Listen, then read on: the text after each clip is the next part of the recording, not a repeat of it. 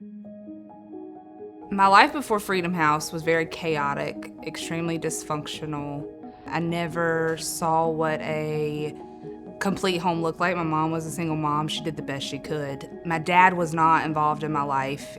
So that was always a real struggle, not feeling like I was loved. When I was 16, that's when my mom kicked me out.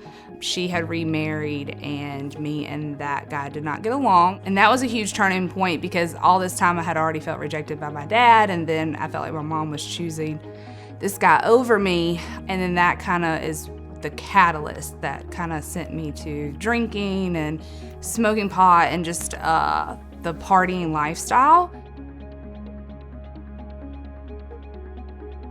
It's crazy because nobody knew that I was an addiction except for like my mom and then of course the people I did drugs with. And it was everything I could do to hide it. I felt like everybody knew because I had carried so much shame. I mean, there were days I couldn't even get out of the bed. And for someone that was a functional addict, I mean, I never didn't get out of the bed. But at this point, I didn't want to go on.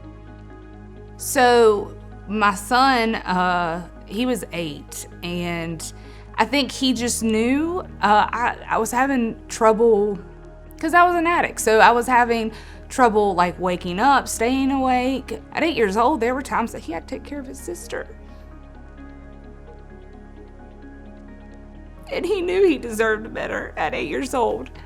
So he went to my mom and said, I don't want to live with her anymore.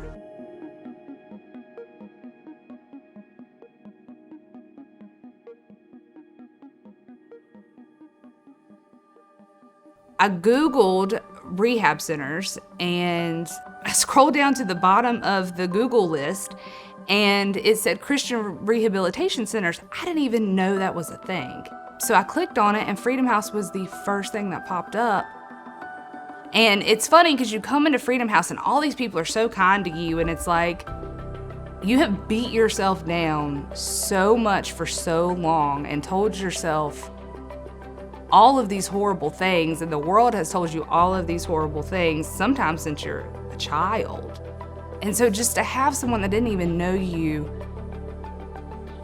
accept you just the way you were, it just gave me life. It was like, someone cares, someone sees me.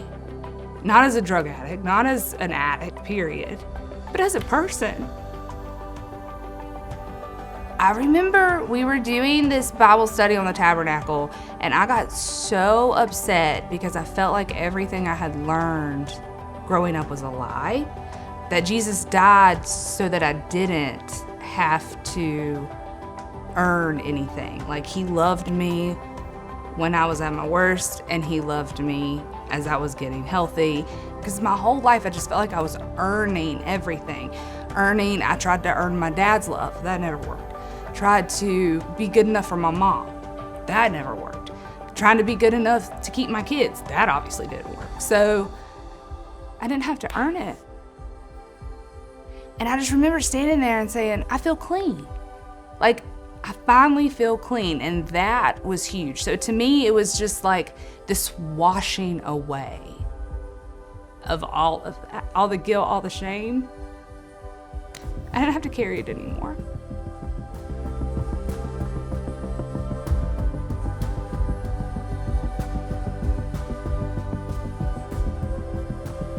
I was scared to get them back because I hadn't had a relationship with them, and even when they did live with me before, I messed it up so bad that I knew they were angry with me.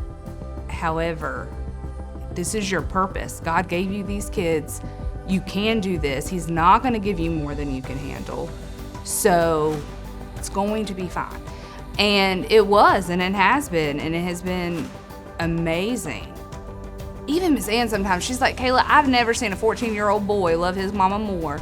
Because, most 14-year-olds like, Mom, you're embarrassing me. But, like, he loves the fact that I'm a substitute at his school. He loves the fact that I'm involved.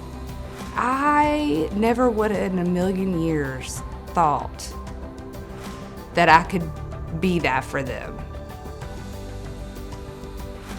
I almost feel like God has given me the opportunity to figure out who it is, what it is that I want to do in life. Without people donating and giving to this program or programs like this, God only knows where I would be. So many people need help out there, and if programs like this don't exist, it doesn't happen.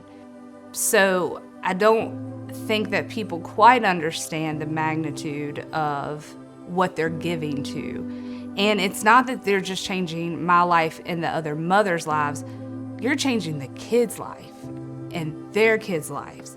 Like, we're breaking cycles, and it's because of the generosity of our donors and people giving to this program that it's even able to happen. It means everything.